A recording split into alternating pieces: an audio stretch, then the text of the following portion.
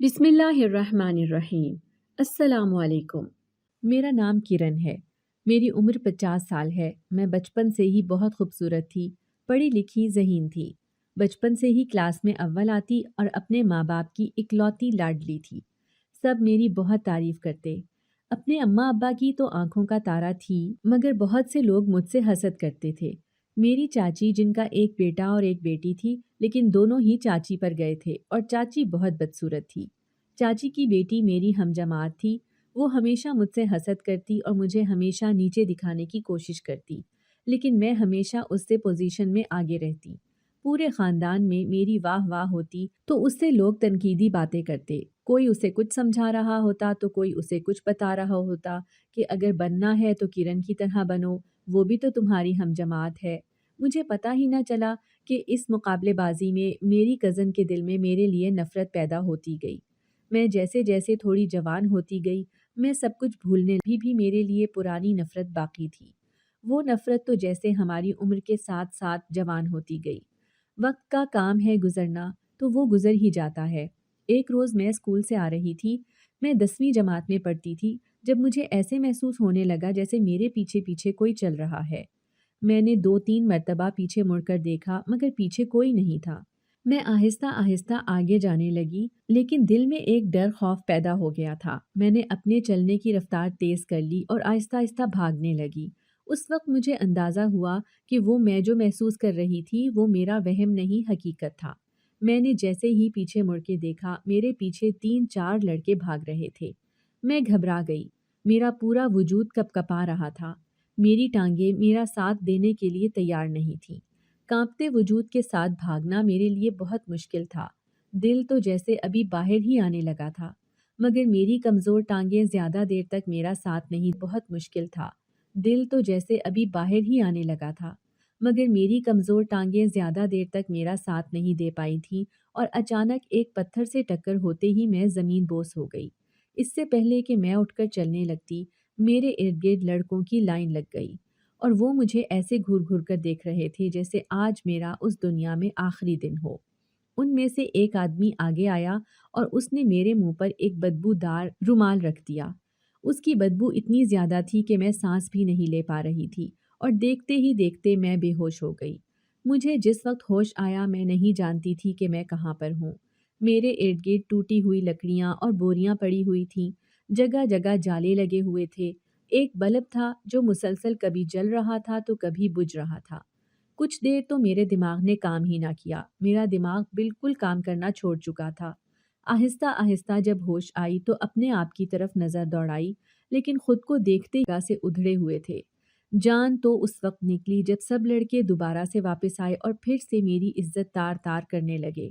میں چیختی رہی، چلاتی رہی، مگر میری فریاد کسی نے نہ سنی، اور جب میں چیخ چیخ کر نڈھال ہو گئی تو 2 لوگ مجھے ایسی ہی حالت میں میرے گھر کے آگے پھینک گئے۔ مجھے جس وقت ہوش آئی اس وقت میں گھر میں بستر پر موجود تھی۔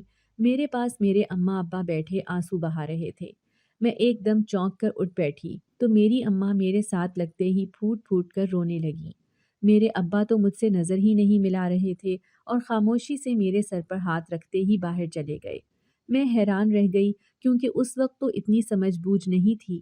میں نے اماں کی طرف سوالیہ نظروں سے دیکھا تو اماں مجھے کہنے لگیں کہ بیٹا، تو کسی کو منہ دکھانے کے قابل نہیں رہی۔ تیرے ساتھ زیادتی ہوئی ہے۔ نہ جانے کسی کو ہم سے کیا دشمنی تھی جو ہمارے ساتھ یہ ظلم کیا۔ میں خاموشی سے دنگ بیٹھی اماں کو دیکھ رہی تھی۔ وہ کیا بول رہی دشمنی تھی جو ہمارے ساتھ یہ ظلم کیا؟ میں خاموشی سے دنگ بیٹھی اماں کو دیکھ رہی تھی۔ وہ کیا بول رہی تھی؟ میری تو کچھ سمجھ میں نہیں آ رہا تھا۔ میرا دماغ سائیں سائیں کرنے لگا تھا۔ میں کچھ وقت بالکل ساکت بیٹھی اماں کو دیکھتی رہی اور پھر جب ہوش آیا تو چیخیں مار مار کر رونے لگی۔ کچھ وقت گزرا تھا کہ چاچی اور اس کی بیٹی ہمارے گھر تشریف لے آئیں۔ چاچی تو اظہار افسوس کرنے لگی، مگر سب جانتے تھے کہ وہ افسوس نہیں کر رہی بلکہ ہم پر طنز کر رہی ہیں۔ طرح طرح کی باتیں ہمیں سنانے لگیں۔ امی تو دل برداشتہ ہو کر اٹھ کر وہاں سے چلی گئیں۔ اماں کے اٹھنے کی دیر تھی کہ چاچی مجھے کہنے لگی، بڑی ہواؤں میں اڑتی تھی، بڑا غرور تھا تم میں، سب ملیا میٹ ہو گیا، اب کیا کرو گی؟ اب کس چیز کے سر پر آسمانوں پر اڑتی پھرو گی؟ میں حیران تھی چاچی کی باتوں پر۔ دوسری طرف میری کزن کے چہروں پر ہلکی سی مسکراہٹ بھی نظر آ رہی تھی۔ میں دنگ رہ گئی کہ کوئی کسی سے اتنی نفرت کیسے کر سکتا ہے، نمک چھڑک دے۔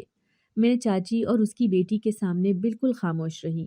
میرے چاچو مجھ سے بہت پیار کرتے تھے، میں ان کی لاڈلی تھی۔ تھوڑی ہی دیر گزری تھی کہ میرے چاچو روتے ہوئے کمرے میں آئے، مجھے اپنے سینے سے لگا کر کہنے لگے کہ پریشان نہیں ہونا، ہم سب تمہارے ساتھ ہیں، تمہارے ساتھ کچھ نہیں ہوا، یہ ہمارا ہی قصور ہے کہ ہم تمہاری عزت کی حفاظت نہیں کر سکے۔ میں اپنے چاچو کے سینے سے لگی ایک نقطے پر دیکھتی رہی۔ دماغ تو جیسے بالکل بند ہی ہو گیا تھا، دماغ میں کچھ نہیں چل رہا تھا۔ آخر میں نے کسی کا کیا بگاڑا تھا؟ آخر کیوں میرے ساتھ اتنا بڑا حادثہ ہوا؟ چاچی کے بعد تو جیسے باقی سب لوگوں نے بھی دل میں ٹھان لی تھی کہ ہمیں تکلیف دے کر ہی جانا ہے۔ محلے والے مجھ پر تھو تھو کرنے لگے، کوئی میری طرف دیکھتا بھی نہیں تھا۔ وہ لوگ جو پہلے سب کو میری مثالیں دیتے اور اپنی بیٹیوں کو میرے جیسا بننے کو کہتے، اب وہی لوگ اپنی بیٹیاں مجھ سے چھپاتے پھر رہے تھے۔ جیسے میرے ساتھ جو کچھ بھی ہوا وہ سب میں لوگوں کی جاہلیت کو سمجھ چکی تھی۔ لوگ جیسے دکھتے تھے ویسے نہیں ہیں۔ وقت کے ساتھ لوگوں کو اپنے چہرے بدلنے آتے تھے۔ میں ہر وقت خاموش رہنے لگی تھی، لوگوں کی باتیں سنتی اور بالکل چپ ہو جاتی۔ آدھی آدھی رات تک روتی رہتی اور جب رو رو کر تھک جاتی تو بے ہوش ہو جاتی۔ کئی مرتبہ میں نے خود کو نہ جانے کیسے چھت سے کمرے تک آتے دیکھا۔ میرے بوڑھے ماں باپ زیادتی ہونے سے پہلے اتنے جوان تھے کہ کوئی مان ہی نہیں سکتے تھے کہ وہ شادی شدہ ہیں اور ان کی جوان بیٹی بھی ہے، مگر میرے ساتھ ہوئے حادثے کے بعد وہ دونوں دنوں میں بوڑھے دکھنے لگے تھے، جیسے ان کے کندھے جھک چکے تھے۔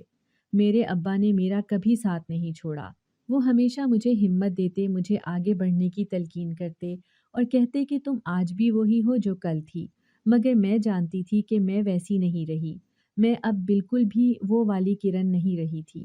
اب تو میرا روز کا معمول تھا کہ میں ایک جگہ پر ہی بیٹھی رہتی، ایک رہی تھی۔ اب تو میرا روز کا معمول تھا کہ میں ایک جگہ پر ہی بیٹھی رہتی، ایک کونے میں بیٹھ کر روتی رہتی یا خاموش رہتی۔ میں کسی سے بات نہیں کرتی تھی۔ میری سہیلیاں مجھ سے ملنے آتیں تو میں ان سے منہ پھیر لیتی۔ میں کسی کی نظروں کے سامنے بھی نہیں آتی تھی۔ لوگوں نے اپنی باتوں سے مجھ پر اتنا برا اثر ڈالا تھا کہ میں ہر وقت اپنے نقصان کے بارے میں ہی سوچتی رہتی۔ دنیا کی باتیں مجھے آگے بڑھنے ہی نہیں دے رہی تھیں۔ بچپن میں میرے ساتھ زیادتی ہوئی تھی، یہی وجہ تھی کہ میں ذہنی طور پر بیمار رہنے لگی تھی۔ میں ایک کونے میں پڑی رہتی اور کسی سے بات نہ کرتی۔ اماں میری حالت دیکھ کر پریشان ہوتی رہتی، مگر میں خود بے بس تھی، اپنی اماں کی کیا مدد کرتی؟ میں وہ لڑکی تھی جس نے اماں ابا کی ہر حالت میں مدد کی تھی، مگر اب میرے پیروں میں ایسی زنجیریں ڈلی تھی کہ میں اماں ابا کو بس بے بسی سے دیکھ سکتی تھی، ان کی کسی قسم کی کوئی مدد نہیں کر سکتی تھی۔ اماں ابا تو مجھے ہو گئی تھی کہ جیسے میں بس مرنے والوں میں ہی شمار ہوتی تھی۔ اماں میرے لیے بہت پریشان رہتی تھی، ہر وقت رو رو کر میرے لیے دعا کرتی، مگر مجھے ان کی دعاؤں پر ہنسی آتی۔ میں ان پر طنز کرتی کہ اب کیا ہوگا، کس کے لیے دعا کر رہی ہیں؟ دعائیں تو ان کے لیے کی جاتی ہیں جن کو کچھ حاصل ہونا ہو۔ کئی سال ایسے ہی گزر گئے۔ میری اماں اب تو بوڑھی ہو چکی تھی اور میرے ابا بھی کافی ضعیف ہو چکے تھے۔ ابا کو دیکھ کر کوئی بھی نہیں کہہ سکتا تھا کہ یہ چند سال پہلے والے ہی انسان ہیں، جن کو دیکھ کر ہر انسان ابا جیسا ہی بننا چاہتا تھا۔ ابا کی حالت دن بدن بگڑتی ہی جا رہی تھی۔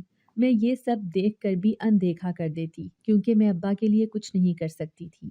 میں تو انہیں تسلی تک نہیں دے سکتی تھی کہ سب ٹھیک ہو جائے گا، کیونکہ میں جانتی تھی کہ کچھ بھی ٹھیک نہیں ہوگا۔ کچھ وقت گزرا کہ ابا بالکل ہی بستر سے لگ گئے۔ ہم امیر سے غریب ہو گئے۔ 2 وقت کی روٹی بھی کھانا بہت مشکل ہی کی تھی۔ کبھی باہر نہیں گئی تھی، تبھی اماں کچھ کما نہیں سکتی تھی۔ وہ پڑھی لکھی تھی، لیکن اماں کا یہی کہنا تھا کہ میں باہر جا کر کمانے والوں میں سے نہیں ہوں۔ اماں گھر پہ ہی لوگوں کے کپڑے سلائی کرنے لگی۔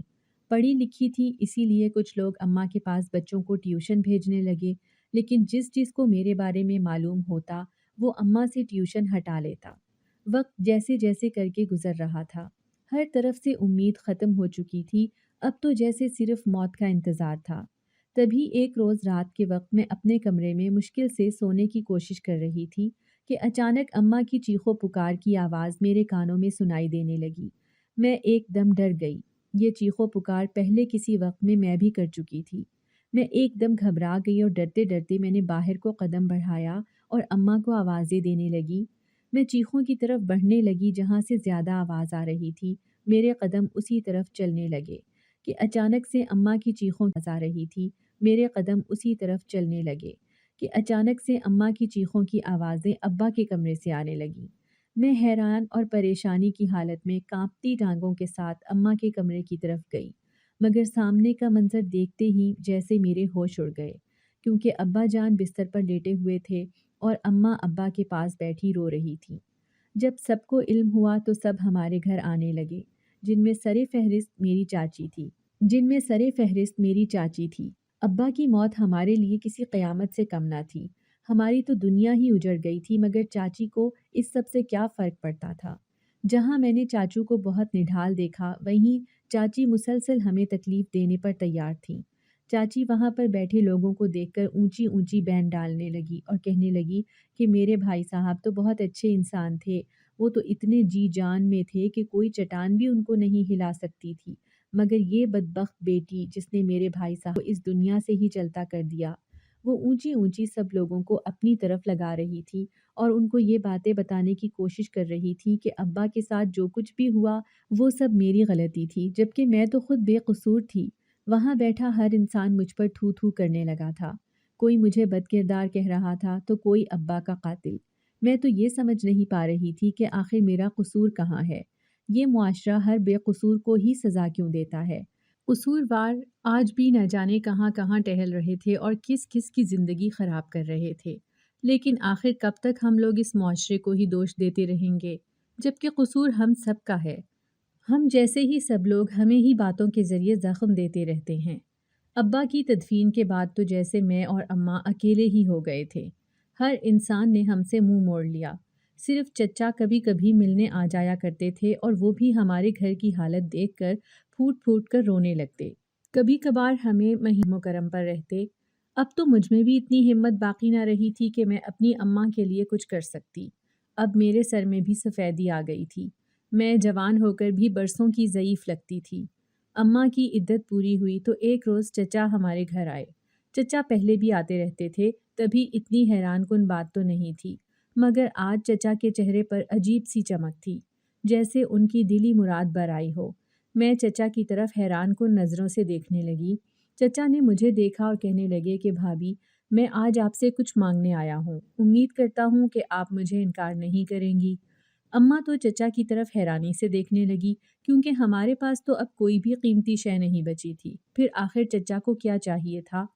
اماں نے ایک نظر میری طرف دیکھا اور مجھے کہنے لگیں کہ چچا کے لیے چائے بنا لاؤ۔ میں چچا کے لیے چائے بنانے چلی گئی، مگر نظریں میری ابھی بھی چچا کی طرف ہی تھیں اور میں چچا کو ہی چور نظروں سے دیکھ رہی تھی۔ بنانے چلی گئی مگر نظریں میری ابھی بھی چچا کی طرف ہی تھیں اور میں چچا کو ہی چور نظروں سے دیکھ رہی تھی۔ تبھی ان کی بات سن کر میں حیران رہ گئی۔ حیرت سے آنکھیں پھٹی کی پھٹی رہ گئیں جب چچا نے اماں سے کہا کہ آج میں آپ سے آپ کی بیٹی کا ہاتھ مانگنے آیا ہوں۔ میں نے حیرت سے چچا کو دیکھا، آخر وہ کیا کہہ رہے تھے؟ اماں نے چچا کو میرے کچھ کہنے سے پہلے ہی انکار کر دیا۔ میرے لیے چچا کا میرا ہاتھ مانگنا جتنا عجیب تھا، اتنا ہی اماں کا انکار کرنا میری توقع کے عین برعکس تھا۔ میں تو وہاں ہوتی کارروائی کو دیکھتی ہی رہ گئی تھی، دل تو جیسے بند ہی ہونے والا تھا۔ آخر چچا کے دماغ میں یہ سب آیا تو کیسے آیا؟ میرے دماغ میں بس ایک ہی بات چل رہی تھی کہ چچا مجھ پر ترس کھا رہے ہیں، اور یہ بات ہی میرے دل میں عجیب سی ہلچل مچا رہی تھی۔ چچا مایوس ہو کر چلے گئے۔ کچھ روز بعد ہی خبر ملی کہ میرے چچا کی بیٹی کی شادی ہے اور ہمیں بھی دعوت دی گئی ہے، مگر میری ذہنی کہ کسی کی خوشی میں شریک ہو سکتی، اور چچی اور اپنی کزن سے تو میں بالکل بھی نہیں ملنا چاہتی تھی۔ میں نے اماں کو صاف الفاظ میں کہہ دیا تھا کہ میں کہیں نہیں جاؤں گی۔ میری کزن کی شادی پر بس اماں گئی تھی، مگر گھر آتے ہی جس طرح وہ روئی تھی، مجھے اندازہ ہو گیا تھا کہ بھری محفل میں اماں کو میرا نام لے کر پھر سے رسوا کیا جاتا رہا تھا۔ میری بے بسی انتہا پر تھی، کیونکہ میں کچھ کر نہیں سکتی تھی۔ مجھے اب زمانے بھر سے صرف نفرت کے علاوہ کچھ حاصل نہیں ہو رہا تھا۔ میں پیار کے لیے ترس گئی تھی۔ اماں کی ایک سہیلی جو اماں سے اب تک ملتی تھی، ایک روز ہمارے گھر آئیں اور کہنے لگیں کہ میں تمہاری بیٹی کو اپنی بیٹی بنانا چاہتی ہوں۔ میرا ایک ہی بیٹا ہے، میں جانتی ہوں تمہاری بیٹی کے ساتھ زیادتی ہوئی ہے، مگر پھر بھی میں اسے اپنے گھر کی دلہن بنانا چاہتی ہوں۔ اس عورت کے بھی دو ہی بچے تھے، ایک بیٹا اور ایک بیٹی۔ وہ اماں کے سامنے اپنے بیٹے طاہر کی تعریفیں کرنے لگیں اور پھر اپنی بیٹی کے بارے میں بتانے لگیں کہ وہ طلاق یافتہ اور اس کی کوئی اولاد نہیں ہے۔ اماں کو بھی اپنی سہیلی کی بیٹی کا سن کر افسوس ہوا، مگر میں تو حیران اس بات پر تھی کہ اماں نے اپنی سہیلی کو میرے رشتے کے لیے ہاں بول دی تھی۔ میں حیرت اور افسوس سے اماں کو دیکھنے لگی کہ آخر کیوں اماں خود غرض بن رہی تھیں، جب میں نہیں چاہتی تھی کہ میری وجہ سے کسی کی زندگی خراب ہو۔ میں 22 سال کی تھی جب اماں نے میری شادی کر دی۔ شادی میں زیادہ لوگ نہیں تھے، بہت سادگی سے نکاح پڑھوایا گیا اور پھر رخصتی کر دی گئی۔ مگر میں تو حیران تھی کہ یہ سب اتنی آسانی سے ہو کیسے گیا۔ میں رخصت ہو کر جیسے ہی گھر پہنچی تو یہ بہت بڑا اور بہت خوبصورت گھر تھا۔ کبھی کسی دور میں ہمارا گھر بھی ایسا ہی ہوتا تھا، مگر اب تو عرصے سے ہم ایک چھوٹے سے جھونپڑی نما گھر میں رہ رہے تھے، جہاں صرف ایک ہی کمرہ تھا جہاں اماں نے کچھ ضروری سامان رکھا ہوا تھا۔ اس کے علاوہ علیحدہ کچن یا اور کمرے نہیں تھے۔ میں کمرے میں بیٹھی نہ جانے کس امید پر اپنے شوہر کا انتظار کرنے لگی اور نہ جانے کیوں میرے ہٹ بھی تھی۔ شاید امید کی کوئی کرن جاگی تھی، تبھی میں بھی کچھ پرسکون تھی۔ وہاں ہر طرف خاموشی تھی۔ کہیں سے وہ گھر شادی والا گھر نہیں لگ رہا تھا، نہ گھر کے باہر کوئی سجاوٹ اور نہ کمرے کے اندر، جیسے میرے شوہر کو اس شادی کی کوئی خوشی نہ ہو۔ میں ابھی اپنی ہی سوچ پر ہنسنے لگی، آخر اس کو کیوں کر اس شادی کی خوشی ہونے لگی۔ تھوڑی ہی دیر گزری تھی جب میرا شوہر کمرے میں آیا اور آتے ہی مجھ پر غصہ ہونے لگا۔ مجھے بالوں سے پکڑ کر بستر سے اتار دیا۔ میں تو اس حسین اور نوجوان آدمی کو دیکھ کر حیران رہ گئی کہ اتنے خوبصورت چہرے کے پیچھے کتنا بدصورت چہرہ بھی تھا، مگر میں کچھ نہیں کر سکتی تھی۔ تبھی میں اپنے شوہر کو خاموشی سے ایک کونے میں بیٹھی دیکھتی رہی، جو مجھے تانے دے رہا تھا اور کہہ رہا تھا، یہ مت سمجھنا کہ میں نے تم سے نکاح کر لیا تو اب تم پاک صاف ہو جاؤ گی۔ نکاح کے بعد بھی تم بد کردار ہی رہو گی، کیونکہ تم جیسی لڑکیاں بازاروں میں بکتی ہیں، گھروں میں بسائی نہیں جاتی۔ اپنے شوہر کے منہ سے اتنی گھٹیا باتیں سن کر میرے تو رونگٹے کھڑے ہو گئے۔ میرے لیے یہ سب موت کے برابر تھا۔ آخر کیوں میرا شوہر مجھ سے اتنی نفرت کر رہا تھا، جبکہ شادی بھی میری مرضی کے بغیر ہوئی تھی۔ اس میں تو میری مرضی بھی نہیں جانی گئی تھی۔ اماں نے مجھے نہ جانے کس کے ہاتھ میں تھما دیا تھا، لیکن اماں کا بھی کیا قصور نکالتی، ان کو خواب ہی خوبصورت دکھائے گئے تھے، ان کو امید ہی اتنی دلائی گئی تھی کہ وہ مجبور ہو گئی تھی کہ میرا ہاتھ کسی کے بھی ہاتھ میں پکڑا دے۔ ابھی تو نہ جانے اپنے شوہر کے اور کون کون سے ظلم برداشت کرنے تھے۔ میں نے اپنا دل بڑا کیا اور اپنا جوڑا اتار کر ایک طرف رکھ دیا۔ ایک سادہ سا جوڑا پہن کر ایک صوفے پر لیٹ گئی۔ اب تو یہ روز کا معمول بن گیا تھا کہ شوہر کے آنے سے پہلے میں صوفے پر سو جاتی۔ وہ میرے ہاتھ کا نہ کچھ کھاتا اور نہ ہی میرے ہاتھ سے کوئی چیز لیتا۔ اگر وہاں پہ کوئی اچھا تھا تو وہ میری نند تھی۔ شروع دن سے جہاں مجھے اپنے شوہر سے ایک اچھا احساس، ایک اپنا پن ملنا چاہیے تھا، رہ کر مجھے محسوس ہی نہیں ہوا کہ میں کسی غیر گھر میں ہوں یا غیر لوگوں میں ہوں۔ وہ بہت اچھی تھی۔ وہ طرح طرح کے مجھے کھانے بنا کر دیتی، جس کو کھاتے ہی مجھے نیند آنے لگتی اور میں پرسکون نیند سو جاتی۔ میرا شوہر بھی مجھ سے نفرت کرتا تھا، پر نند بہت اچھی تھی۔ شاید وہ خود بھی طلاق یافتہ تھی، اس لیے میرے شوہر کا مجھ پر اب ظلم بڑھتا ہی جا رہا تھا۔ دن رات مجھ سے جانوروں جیسا سلوک کرتا، مگر میں شکایت لگاتی بھی تو کس کو؟ اگر نند میرے ساتھ محبت کرتی تھی تو وہ اپنے بھائی پر بھی جان چھڑکتی تھی، اور کون بہن اپنے سگے بھائی کی برائی برداشت کرتی ہے؟ میری شادی کو 3 مہینے ہی گزرے تھے جب میں حاملہ ہو گئی۔ میں بہت خوش تھی کہ کوئی تو ہوگا جو صرف میرا اپنا ہوگا، مگر میرے شوہر کے الزامات نے مجھے نڈھال کر دیا تھا، جب بات بات پر وہ کہتا کہ نہ جانے یہ کس کس کی ناجائز اولاد ہے۔ میں حیران ہوتی کہ ایک باپ اپنی ہی اولاد کو ناجائز کہہ رہا ہے، مگر میں بے بس تھی، اپنے شوہر کو بھی کچھ نہیں کہہ سکتی تھی کیونکہ اس کے پاس بہت بڑا موقع تھا مجھ پر الزام تراشی کرنے کا۔ مجھے تو بس اس بات کی خوشی اور سکون تھا کہ اب میری اولاد بھی ہوگی۔ میں اپنی ہر بات اپنی نند سے کہہ دیتی، میں اپنی ہر خوشی کا اظہار اپنی نند سے کرتی اور اپنے ہر دکھ کا اظہار بھی اسی سے۔ ایک روز میری نند کی سہیلی جو ہمارے پڑوس میں رہتی تھی، میری نند سے ملنے آئی، مگر سامنے مجھے اور میری نند کو اکٹھے دیکھ کر ایک دم چونک گئی۔ میری ساس نے نہ جانے پڑوسن کو کیا کیا بتایا ہوا تھا، تبھی وہ میری نند کو اپنے پاس بلا کر نہ جانے کیا کہنے لگی۔ تھوڑی دیر گزری تھی کہ میری نند چائے بنانے کچن میں چلی گئی اور پڑوسن خاموشی سے میرے پاس آ کر بیٹھ گئی اور کہنے لگی کہ آپ ہی اس گھر کی بہو ہیں۔ میں نے مسکرا کر ہاں میں سر ہلایا تو کہنے لگی کہ اپنی نند سے دور رہو، وہ اچھی عورت نہیں ہے۔ مجھے کافی حیرت ہوئی مگر میں کیا کہہ سکتی تھی۔ تبھی خاموشی سے اور حیرانگی سے اس پڑوسن کو دیکھتی رہی۔ مجھے حیرت اس بات کی تھی کہ وہ ایک دوست ہو کر اپنی دوست کے بارے میں کیسی باتیں کر رہی ہے، جبکہ ایک دوست کو دوسرے دوست کے لیے ایسا کہنا غیر مناسب لگتا ہے۔ میری نند بہت اچھی تھی پر پڑوسن جب بھی آتی کہتی نند سے بچ کر رہنا، پر مجھے وہ پسند تھی۔ وہ میری خدمت کرتی تھی، مجھے میری پسند کا کھانا بنا کر کھلاتی، میرا خیال رکھتی، اپنے بھائی کے دیے ہوئے زخموں پر مرہم رکھتی۔ پھر کیسے میں اپنی ہی نند کے بارے میں برا بھلا سن لیتی؟ میں پڑوسن سے کہتی کہ میری نند بہت اچھی ہے اور اس کے خلاف مجھے بھڑکانے کی کوشش مت کرو تو وہ حیران ہوتی اور کہتی کہ میں بھلا کیوں تمہیں بھڑکاؤں گی، میں تو جو حقیقت ہے وہ بتا رہی ہوں۔ ایک روز میں نے اپنی پڑوسن سے پوچھ لیا کہ آخر تم نے نند میں ایسا کیا دیکھ لیا جو تم مجھے مشورے دینے آ گئی ہو؟ تو وہ مسکرانے لگی اور کہنے لگی میں بچپن سے اس کے ساتھ ہوں، مجھے تمہاری ساس نے سب حقیقت بتا دی ہے، مجھے تم غلط ہاتھوں میں لگ گئی ہو، میں چاہتی ہوں کہ تم اپنی عزت اور جان بچا کر یہاں سے کہیں دور چلی جاؤ مگر یہاں نہ رہو۔ میں کافی حیران ہوئی مگر اچانک میں چونک گئی جب مجھے اپنے پیچھے کچھ سایہ سا نظر آیا۔ میں نے جیسے ہی پیچھے مڑ کر دیکھا تو میرے پیروں تلے سے زمین نکل گئی کیونکہ میرے پیچھے میری نند کھڑی میری پڑوسن کو ہی دیکھ رہی تھی۔ ان کے چہرے سے تو نہیں لگ رہا تھا کہ انہوں نے کوئی بات سنی ہے مگر ان کی نظریں مسلسل پڑوسن پر ہی تھیں اور پڑوسن تو ایسے ہو گئی تھی جیسے اس نے کبھی کوئی بات کی ہی نہ ہو، مگر ان دونوں کے درمیان میں بالکل تذبذب کا شکار ہو گئی تھی۔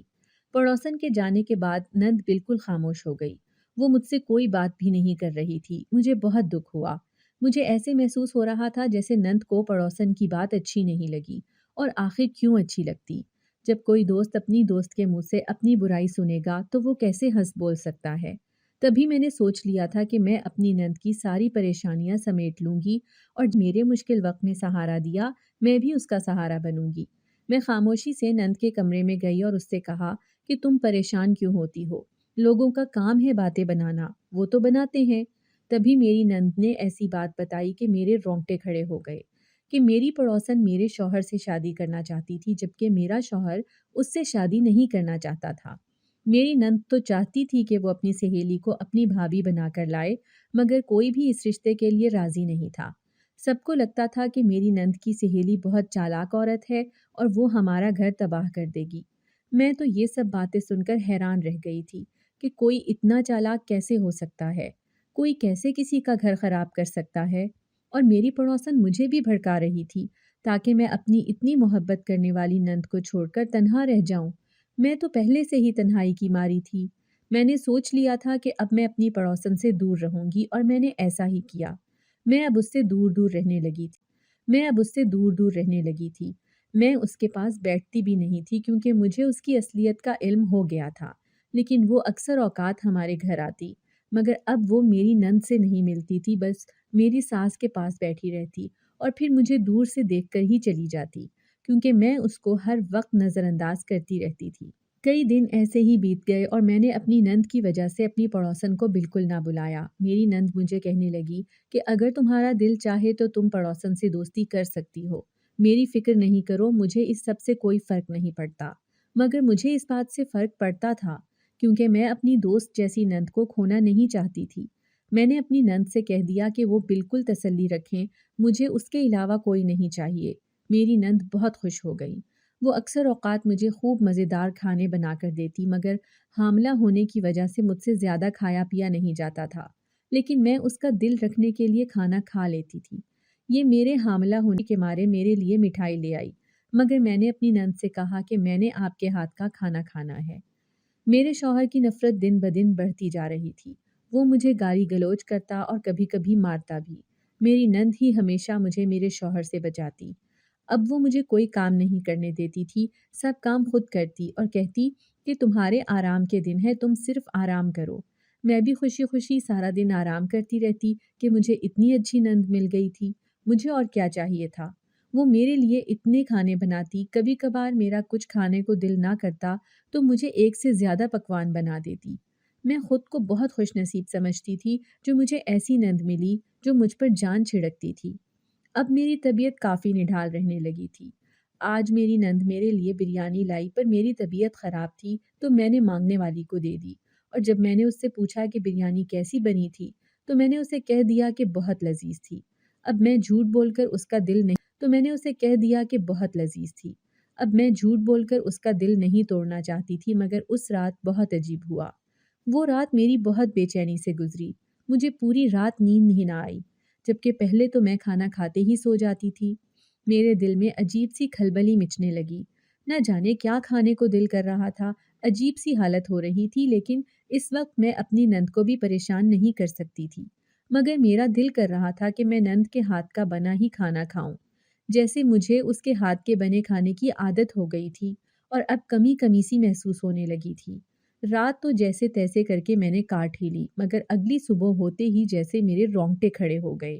گھر میں عجیب سی ہلچل مچی ہوئی تھی۔ میں کافی حیران تھی۔ کمرے سے باہر عجیب و غریب آوازیں آ رہی تھیں، جیسے وہاں کئی مرد کھڑے ہیں۔ میں حیران تھی، صرف ہلکا سا دروازہ کھولتے ہی باہر دیکھنے لگی، مگر سامنے کا منظر دیکھ کر میں ایک دم پریشان ہو گئی، کیونکہ سامنے شاید میرے شوہر سے کوئی غلطی ہو گئی ہے، تبھی اتنی دنیا وہاں پر موجود ہے۔ پولیس کے آنے کی وجہ سے کافی محلے دار بھی وہاں پر کھڑے تھے۔ اب تو مجھے یقین ہو گیا تھا کہ میرے شوہر نے ہی کوئی غلطی کی ہے جس کی وجہ سے اس کی پکڑ ہوئی ہے، مگر پیروں تلے سے زمین تو تب نکلی جب اگلے دن مجھے پولیس پکڑ کر لے گئی۔ میں تو حیران تھی کہ آخر میرے ساتھ کیا ہو رہا ہے، کیونکہ میں حاملہ تھی، اس لیے مجھ پر کسی قسم کی کوئی سختی نہ کی گئی، مگر میں تو ابھی تک اس بات پر حیران تھی کہ مجھے پولیس نے پکڑا ہی کیوں، آخر میرا قصور کیا تھا۔ میرے آس پاس پولیس پھر رہی تھی اور سبھی مجھے بہت عجیب نظروں سے دیکھ رہے تھے، جیسے میں کسی کا قتل کر کے آئی ہوں۔ مجھے وہاں پر گھبراہٹ محسوس ہونے لگی۔ شوہر تو پہلے ہی میرے ساتھ نہیں تھا، اس پر یہ عذاب۔ میرا سر درد کرنے لگا تھا، جیسے دماغ کی نسیں ابھی پھٹ جائیں گی۔ ایک لیڈی پولیس میرے پاس آئی اور کہنے لگی کہ تو خود کی اس حالت میں ہے، پھر بھی تمہیں شرم نہ آئی ایسی گھٹیا حرکت کرتے ہوئے؟ میں نے بھررائی آنکھوں سے ہے، پھر بھی تمہیں شرم نہ آئی ایسی گھٹیا حرکت کرتے ہوئے؟ میں نے بھررائی آنکھوں سے پولیس آفیسر کی طرف دیکھا اور اس سے پوچھا کہ میں نے کیا کیا ہے، مجھے کس بات کی سزا دی جا رہی ہے؟ تو وہ قہقہا لگا کر عجیب انداز میں ہنسنے لگی اور کہنے لگی کہ یہ بات بالکل ٹھیک ہے، الٹا چور کوتوال کو ڈانٹے، اسی کی غلطی ہے اور اس پر پوچھ رہی ہے کہ آخر میں نے کیا کیا ہے۔ میں نے ایک گہرا سانس کھینچا اور آنکھیں صاف کرتے ہوئے اس پولیس آفیسر کی طرف دیکھا اور کہا کہ میری غلطی مجھے بتاؤ کہ میں نے کیا کیا ہے۔ اب تو میں بھی تھک گئی تھی لوگوں کے ظلم برداشت کرتے کرتے۔ میں نے سوچ لیا تھا کہ اب میں کسی صورت اپنے ساتھ زیادتی نہیں ہونے دوں گی، مگر جان تو تب نکلی جب مجھے میرا قصور بتایا گیا، اور یہ سنتے میرے ہوش اڑ گئے کہ بریانی میں نشہ آور ادویات ملائی گئی تھیں۔ ادویات اتنی تیز تھی کہ کسی کی جان بھی جا سکتی تھی۔ اس فقیرنی نے جو بریانی لی تھی وہ اپنے بچوں کے لیے لی تھی۔ اس کے بچوں نے بریانی کھاتے ہی الٹیاں شروع کر دی تھی۔ یہاں پتہ چلا کہ بریانی میں نشہ آور ادویات ملائی گئی ہیں جو بہت تیز ہیں۔ میں تو بالکل سن ہو گئی تھی، مجھے سمجھ نہیں آ رہا تھا کہ یہ سب کیا ہو رہا ہے۔ بریانی میں کچھ ملایا ہو یا نہیں، لیکن میں جان گئی تھی کہ میرے ساتھ کسی نہ کسی نے کوئی چال کی ہے، مگر شک کرتی بھی تو کس پر؟ میرا دھیان کسی پر نہیں جا رہا تھا۔ میں تو بس یہی کہتی جا رہی تھی کہ آپ کو کوئی غلط فہمی ہوئی ہے، مگر سب پولیس انسپکٹر میری بات پر ہنسنے لگتے۔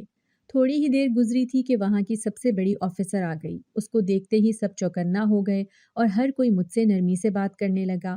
میں تو حیران تھی کہ آخر یہ ہو کیسے گیا۔ اچانک وہی پولیس آفیسر میرے پاس آیا اور کہنے لگا کہ آپ کی ضمانت ہو گئی ہے۔ میں حیران تھی کہ یہ سب کیسے ہو گیا ہے۔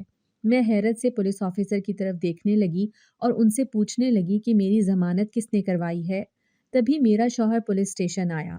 میں اس کو دیکھ کر خوشی اور حیرت سے اپنی جگہ سے کھڑی ہو گئی۔ میری تو خوشی کی کوئی کے چہرے پر سنجیدگی تھی، مگر میں نظر انداز کرتی رہی۔ میرا شوہر مجھے اپنے ساتھ لیے گھر آ گیا، مگر گھر آتے ہی میرے شوہر نے مجھے مارنا پیٹنا شروع کر دیا اور پوچھنے لگا کہ وہ بریانی کس نے بنائی تھی۔ شوہر کے مارنے سے میرا حمل ضائع ہو گیا۔ میری تکلیف سے چیخیں پورے گھر میں گونجنے لگیں، مگر کسی کو مجھ پر ترس نہ آیا۔ تبھی مجھے یاد آیا کہ وہ بریانی تو میری نند لے کر آئی تھی، مگر نند اس وقت وہاں موجود نہیں تھی۔ حیرت کی بات یہ تھی کہ اس وقت وہ کہاں جا سکتی تھی، اور اگر کمرے میں تھی تو اتنے شور کے بعد بھی وہ باہر کیوں نہ نکلی؟ میرا شوہر مجھے مار پیٹ کر باہر چلا گیا۔ میری ساس روتے ہوئے مجھے اٹھا کر کمرے میں لے آئی اور مجھ سے معافی مانگنے لگی۔ میں ان کو کیا کہتی، تبھی خاموش رہی، مگر اب میرے دماغ میں ایک پلان جلنے لگا تھا۔ اگلے روز میری نند مجھے ایسے ظاہر کر رہی تھی جیسے گھر میں کچھ ہوا ہی نہ ہو، اور اگر کچھ ہوا ہے تو اسے علم ہی نہ ہو۔ میں سمجھ چکی تھی کہ سب میری نند کی چال ہے، تبھی نہ ہو۔ میں سمجھ چکی تھی کہ سب میری نند کی چال ہے، تبھی میں اپنی نند پر نظر رکھنے لگی کہ وہ کس وقت کیا کرتی ہے۔ پہلے پہل تو میں اسے بالکل بھی ظاہر نہیں کرتی تھی کہ میں اس پر نظر رکھے ہوئے ہوں، لیکن اب میں کسی کا بھی ظلم برداشت کرنے کی ہمت نہیں کرتی تھی۔ اب جو بھی ظالم تھا اسے باہر آنا ہی تھا۔ میں نے سوچ لیا تھا کہ اب جو بھی ظالم ہوا اسے منظر عام پر لے کر ہی آؤں گی۔ میں اپنی نند پر نظر رکھتی تھی، مگر مجھے ابھی تک کوئی بھی ایسا سراغ نہیں ملا تھا جس سے مجھے اپنی نند پر شک ہوتا، کیونکہ میری نند صبح صبح سیر پر جاتی اور کچھ دیر کے بعد واپس آ جاتی۔ ایک روز میں نے غور کیا کہ میری نند کے ہاتھ میں ایک کالے رنگ کا بستہ ہوتا ہے جو چادر کے نیچے چھپا کر لے جاتی ہے، اور یہ روز ہی اس کے ہاتھ میں پایا جاتا تھا۔ میں نے سوچ لیا تھا کہ اس بستے میں کیا چھپا ہوتا ہے، میں تلاش کر کے رہوں گی۔ تبھی ایک روز میں نند کے پیچھے چھپ کر چل پڑی۔ میری نند منہ کو چھپائے اور ادھر ادھر دیکھتی، نہ جانے کہاں کو جا رہی تھی۔ کم از کم وہ سیر نہیں ہوتی چلی گئی، اور وہ چلتے چلتے نہ جانے کون سے جنگلات میں چل پڑی۔ جنگلات کو دیکھ کر تو میں حیران رہ گئی کہ میری نند تو سیر کو آتی ہے، مگر یہ تو سیر کرنے کی جگہ نہیں لگ رہی۔ کچھ ہی دور گئے تھے کہ جنگل کے بیچوں بیچ ایک ٹوٹا پھوٹا گھر بنا ہوا تھا، جس کی 2 دیواریں بھی مکمل نہیں تھیں، مگر وہ گھر کافی بڑا تھا۔ میری نند چھپتے چھپاتے اسی گھر کے اندر داخل ہو گئی، اور میں بھی اس کے پیچھے پیچھے اس گھر کے اندر چلی۔ مگر سامنے کا منظر دیکھ کر تو میرے رونگٹے کھڑے ہو گئے، جب وہاں پر ڈھیروں ڈھیر آدمی ہاتھ میں بندوقیں لیے کھڑے تھے، اور ان کے ارد گرد عجیب بدبودار سامان پڑا ہوا تھا۔ سامان میں سے اس قدر گندی بدبو آ رہی تھی کہ وہاں کھڑے ہونا مشکل لگ رہا تھا۔ میں نے ناک پر پلو رکھے کچھ دیر اس بدبو کو برداشت کیا، مگر وہ بدبو ناقابل برداشت تھی۔ میرا دل خراب ہونے لگا اور مجھے متلی ہونے لگی، لیکن میری آواز کسی کو سنائی نہ دے تبھی میں منہ پر ہاتھ رکھے وہاں سے دوڑتی ہوئی گھر واپس آ گئی۔ اگلے روز پھر سے میں اپنی نند کے پیچھے گئی۔ آج میں نے خود سے وعدہ کر لیا تھا کہ میں نند کو آخر تک دیکھوں گی کہ وہ ان عجیب و غریب لوگوں سے مل کر کرتی کیا ہے۔ پہلے تو میرے لیے سب سے زیادہ حیرت کی بات یہ تھی کہ میری نند ان لوگوں سے ملتی ہے جو کم از کم کہیں سے بھی انسان نہیں لگتے تھے۔ میں نے اپنی نند کی طرف دیکھا جو وہاں کھڑی ایک آدمی سے باتیں کر رہی تھی، پھر ادھر ادھر دیکھتے ہوئے چپکے سے بیگ میں سے نہ جانے سفید رنگ کی کون سی پڑیا نکال کر اس آدمی کو دینے لگی، اور پھر اسی بیگ میں سے کالے رنگ کی پڑیا بھی دینے لگی۔ اس آدمی نے وہ سب چیزیں پکڑی اور ایک بیگ میرے نند کو پکڑا دیا۔ نند نے بیگ کھولا اور بیگ میں موجود شے کو دیکھ کر میری آنکھیں حیرت سے پھٹی کی پھٹی رہ گئی، کیونکہ اس میں ڈھیروں ڈھیر پیسے موجود تھے۔ میری نند نے فٹافٹ پیسے اپنے بیگ میں چھپائے اور وہاں سے چلی گئی۔ اگلے روز میں نے اسی پولیس آفیسر کو سب بتا دیا جو میرے ہوتے ہوئے وہاں پر نیا میری بات کا یقین نہیں آیا۔ میں سب کو نند کے پاس لے گئی۔ جب سب نے اپنی آنکھوں سے وہ منظر دیکھا تو میرا شوہر تو آگ بگولا ہو گیا، اور آؤ دیکھا نہ تاؤ، وہاں کھڑے سب آدمیوں میں سے ایک آدمی سے بندوق چھین کر میری نند پر گولی چلانی چاہی، لیکن پولیس نے عین وقت پر حالات سنبھال لیے۔ میرے شوہر اور میری نند کو گرفتار کر لیا گیا۔ تحقیق کے بعد علم ہوا کہ میری نند نشے کا کاروبار کرتی تھی، وہ نشہ بیچتی، اور اب تو وہ مجھے پھنسانا چاہتی تھی کیونکہ وہ مجھ سے حسد کرتی تھی۔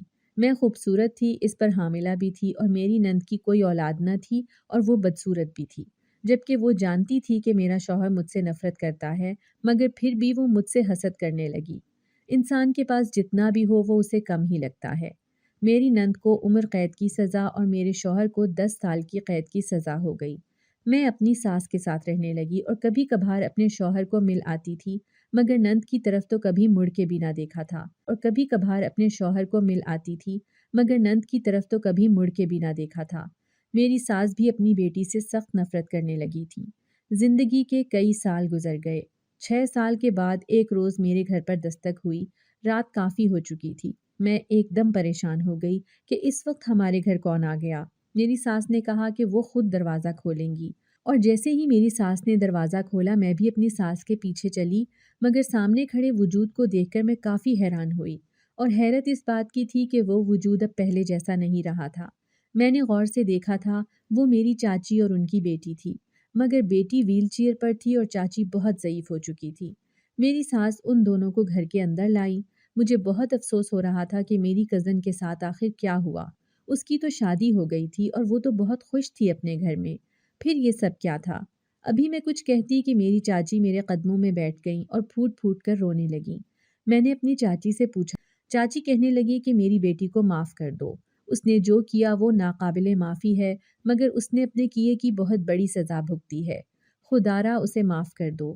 میں نے اپنی چاچی کی طرف سوالیہ نظروں سے دیکھا اور ان سے کہا کہ ایسا بھی کیا کر دیا اور مجھ سے معافی کیوں مانگ رہی ہیں؟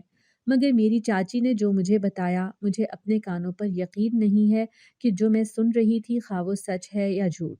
جب میری چاچی نے بتایا کہ آج سے کئی سال پہلے بچپن میں جب میرے ساتھ زیادتی ہوئی، وہ گنڈے کوئی اور نہیں میری چاچی اور میری کزن کے بھیجے ہوئے آدمی تھے۔ میری کزن مجھ سے بہت حسد کرتی تھی اور میری چاچی میری کزن سے بہت پیار کرتی تھی، مگر پیار میں وہ اتنی اندھی ہو گئی تھی کہ اچھے برے کی تمیز ہی بھول گئی۔